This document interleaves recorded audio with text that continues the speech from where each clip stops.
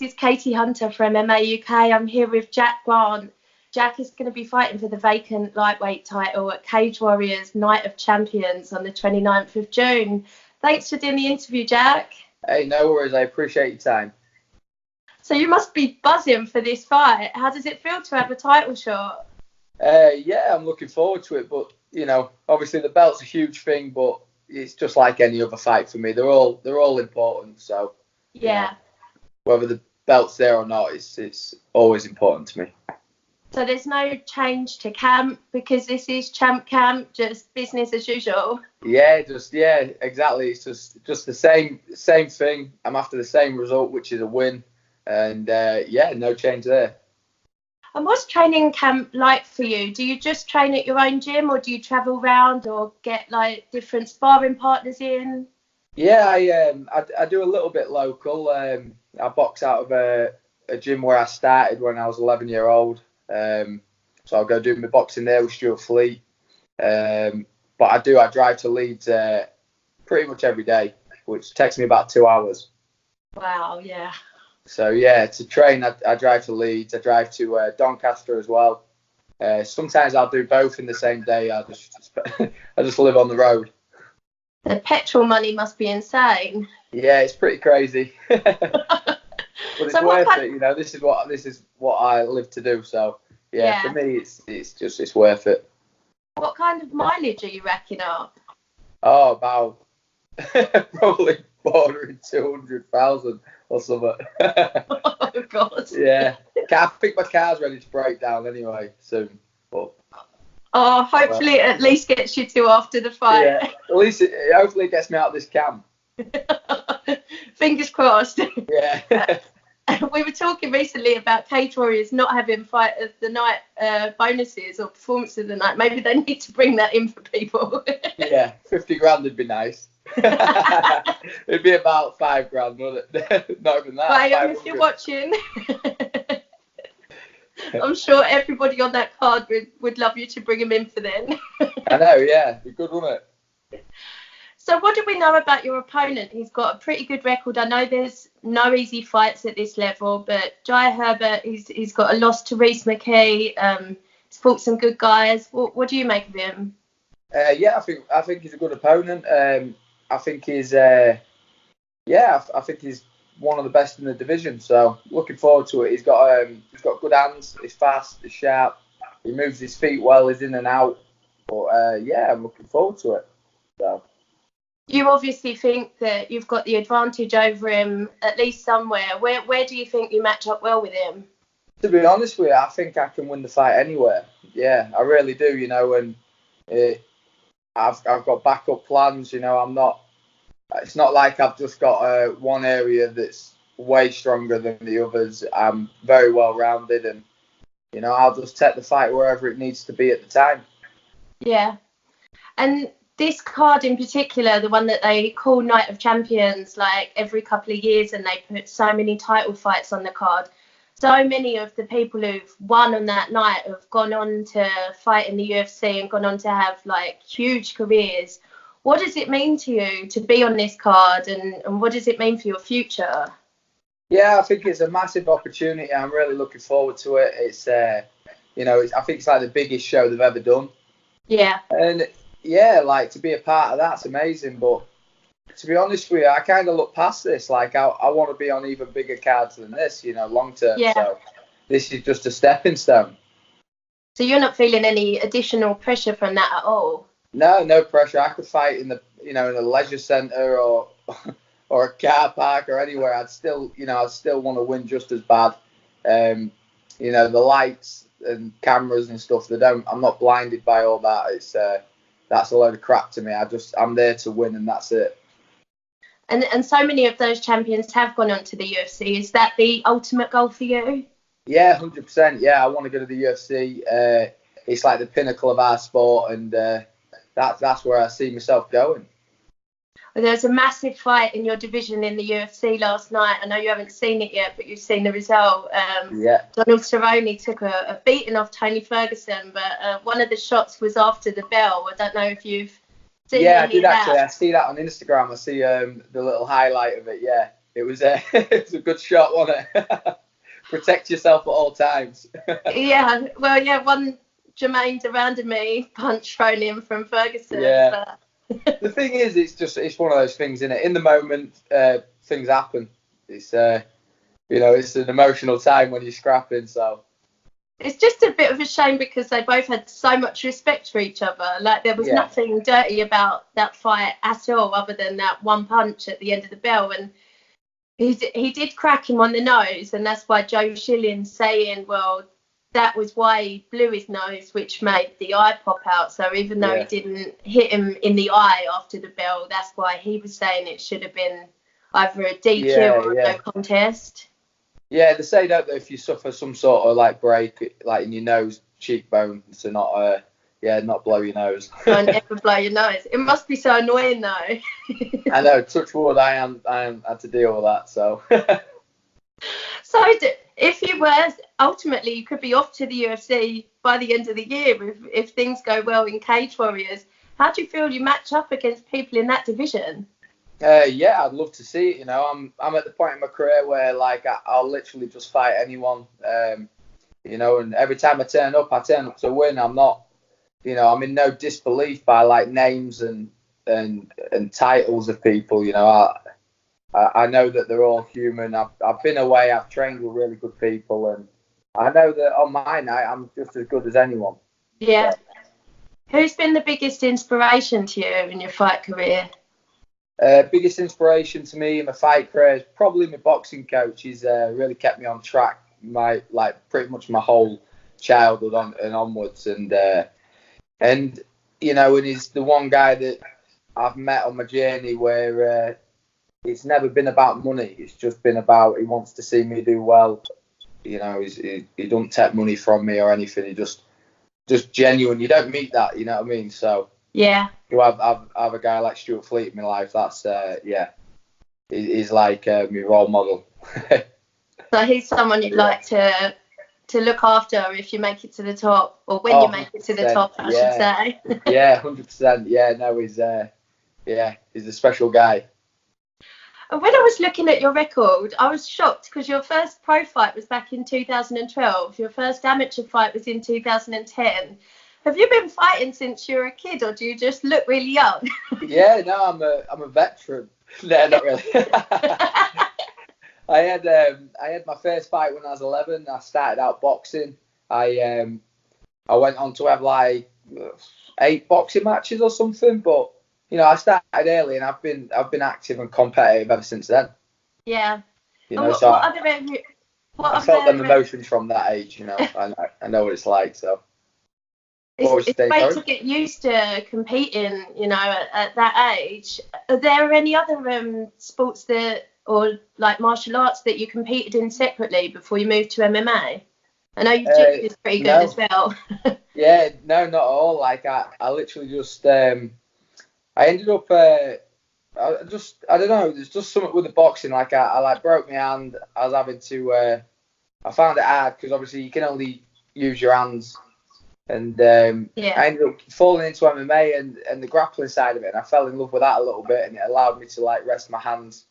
And I just never looked back really. It's I've just lived it since then.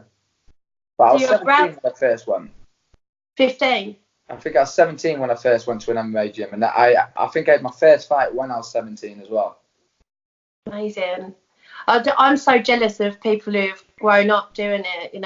I didn't start martial arts until I was 34, so it's pretty late. Luckily, I don't have any talent that was being wasted though, so it's only a shame for me. The world isn't missing out. No, you've started. It's it's for everyone, isn't it? Martial arts is for everyone. Well, yeah, that's what I love about it is you can kind of take it to whatever level you are. And jiu-jitsu, for example, is something that none of the martial arts come easily to me, but it's something that I think if you work hard enough at, you can, make progress. So. Yeah, I totally agree. I think it can bring a lot to anyone's life. I think it's certainly for me. I know that without like MMA and jiu-jitsu, like that's what keeps me on track. Do you know what I mean? It is my lifestyle, and yeah, if I fall off track, I know that I can rely on jiu-jitsu and MMA to keep me head on. So yeah, I always stay training. I had like quite a bad injury Christmas Eve, and that was the only one that's ever really kept me off the mat. And yeah, and it's probably the only one I've actually done a good rehab for and actually rested. So yeah. So what happened there? So I just suffered a bit of a shoulder injury, but yeah, it's all good now, and I'm back on track. So that's the main thing. Rehab's so boring, isn't it? But it's just like so important, especially when you're a professional athlete. Yeah, oh, yeah, it's a nightmare. Yeah, yeah. But I'm like back 100%, and I'm rolling properly, you know, grappling properly. So yeah, it's. But at the time, I was really worried about it. Yeah. So last couple of weeks of hard training and no doubt sparring coming up, and then what does fight week look like for you? Fight week for me is quite relaxed. It's just a case of dieting, you know, keeping my diet on track, bringing my weight down, the water load and stuff, and yeah. But it's you know, I'm pretty much resting. Does anyone help you with your nutrition, or do you do that all yourself? Yeah, Heavy Duty Fight Management help me with my nutrition now. They have nutritionalists that work with them, and yeah, they help me out a lot. So. But I'm doing quite a lot right. I've been doing it a long time. Yeah. And it turns out I was doing a little bit more right than I thought I was. So it's nice to know. And, well, I've seen you talk about skinny power a few times, so I know you're not one to blow up in between fights. Not really. No, I'm fit year round really. Like even like out of season, my resting heart rate's super low. It's weird, you know. So I'm like. I think I'm dead. I can remember once I went to hospital and I set the alarms off on the machines. I thought I was like dead poorly. Oh my god! Just because your heart rate was so low. Yeah. It was like I think it was like I was in hospital with staph infection, and I set all the alarms off. It was like 41 or something. Wow, they say Bisping's is that kind of level as well. Yeah, last time I got measured it was 42, but I was a bit scared because I was going to take me blood and I can't stand it. So you got away with that one. Yeah, so I might have been lower than that, but yeah, my heart had an extra beat. So that must mean that you've got cardio for days. So you mustn't be worried about that in the fight. No, not really. I think, I think I'm fit. You know, I have gassed out in the past, but I think a lot of it's been down to decision making and trying to go 100 miles per hour the whole fight. Like I feel like with experience, I know where I can rest in a fight now, and you know I believe I can do 5-minute rounds, no problem. So do you feel like if I need to, I will. Yeah. Do you feel like your fight IQ has really improved with experience then? Yeah, massively. I mean, it's still got a lot of improving to do because I'm from Grimsby. But yeah, you know. I'm trying to make sure I'm smarter each time because that's where you can get caught out. But I feel like my actual martial art and you know everything's there for me to get right to the top. It is just fight IQ, so I just need to keep on learning, keep my head on, and keep improving. And are you quite a quiet person on fight week, or what do you do in all that like really boring dead time where you can't really eat or drink anything? Like, do you go sightseeing or do you just like chill and watch telly and stuff? To be honest with you, I just get on with normal day-to-day things. Like I like to get outdoors and stuff like that. I like hanging around with animals, so I'll just hang out with my dog and stuff like that. So yeah. And once you get to London, what will you do there? When I'm in London, probably just relax, have a little look around. I like to go for a walk and see things. You know, that's the cool thing about fighting. When you go to these places, it's an opportunity to see new places, and that's what I like so much about it. But are you always starving hungry when you're seeing new things? Yeah, it's a distraction though, isn't it? You know, if I'm walking around and I'm looking at things, at least I'm not thinking about what I could eat. So yeah, that's true. And what's your first meal after you've weighed in? my first meal after I've weighed in, nothing special really. I just kind of start hydrating, and I try and keep my diet the same. Right. So like, the fight's not over until the fight is over. Do you know what I mean? So you can weigh in, and you've got to keep it strict then as well, I believe. So, whereas I never used to. My pre-fight the pre-fight meal was like a Chinese or something. So I used to tell myself it was good carbs, but Jack. so, When I spoke to Jorge Masvidal before his fight with Darren Till, he told me he was going for a curry straight after weigh-in, and like named about every dish on the menu that he was going to have. I couldn't believe it. Well, but if you can do that and you've got like, that kind of tolerance to do that, that's a great thing. I think it also depends on like what kind of weight you're cutting and stuff like that, probably, Maybe he walks around really light. Yeah, well, he's moved up from your division, so I guess like welterweight is far, far less of a cut for him. Yeah, I know, like obviously Gunnar Nelson, he pretty much walks around. I believe from what I've heard, apparently he could probably make lightweight. Yeah. Oh, definitely. I think it's a question that every fighter kind of has to ask themselves, like the kind of benefit about being the bigger guy if they cut down to the division below, or whether they'd be better with the power that they naturally walk around at, like without depleting themselves. Yeah, no, it's definitely I know ONE FC do it. It's pretty cool. Yeah. I think it's a great idea. I think everywhere should do it really like that, but I know it's quite expensive because they like have to monitor your water intake and all sorts, don't they? Yeah, I believe that's just a urine test. You obviously wouldn't be very happy if they took blood every time. Yeah. Oh no, yeah. I won't fight for them.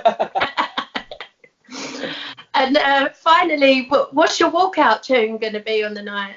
My walkout tune, I don't even know yet. So. Really? Yeah, I'm pretty last minute. I'm so laid back, and I just focus on my training. I've been asked before at the weigh-ins, and I've had to pick it there and then. What did you come up with off the cuff? Off the cuff, last time. What was that? I forgot who sings it, but it's that In My Head. I came up with that off the cuff. Oh, that's a good one. Yeah. By the dance tune, that dance tune. That's pretty cool. That's a cool walkout song. What did you come out to in Gothenburg? I saw you there, and I remember that was a really cool tune as well. Gothenburg. I don't even know. I'm gonna have to go back and watch that because I remember that was a decent one. I still haven't seen that fight, mate. I've seen highlights of it, but I've not seen the full fight. So do you not watch you don't watch your own fights back to see like how? Yeah, I think it's like, I mean, don't get me wrong, like I've seen my fights and I've watched them, especially highlights. I watch highlights loads in a row, and it just confuses me that it's me. It just feels weird, you know what I mean? Like I'm watching it, and I'm thinking that was actually me. That's so weird. So does your coach analyse them and like? Oh yeah, my coach would probably do, and I mean my coach Danny Mitchell, he's an absolute fight anorak, like just lives, breathes fighting. Like I don't think he does anything else. It's just fighting for Danny. So I'm sure he's maybe like what everyone in the gym, I'm sure he watches. So. Oh. Well, I'm so excited for your fight. I'm going to be there to hopefully be interviewing a load of you if I'm lucky enough to be selected. Yeah, of course. It's going to be a fantastic evening. There's so many 6 title fights, I think, on the card. Wishing you the best of luck with the rest of your camp. You've looked amazing when I've seen you in the past. I can't wait to see you throw down on Saturday the 29th. Yeah. Oh, thank you very much. I appreciate it. And I'm looking forward to it as well. And I'm turning up, and all I want is a finish. So, I'm coming out the gates fast, and I'm there. I like die, but I'm there to take your head off, mate. And I can't wait. So it's going to be fun. Let's just do it. Prediction of a round? What round? I reckon just going off the back of my style and the way my fights play out, first or second round. I believe I'll finish the fight. Awesome. Well, best of luck. Stay healthy, and can't wait to see you in there. Oh, thank you very much, and I appreciate your time. Thank you. Thanks for doing it. See you soon. No worries. Cheers. Bye.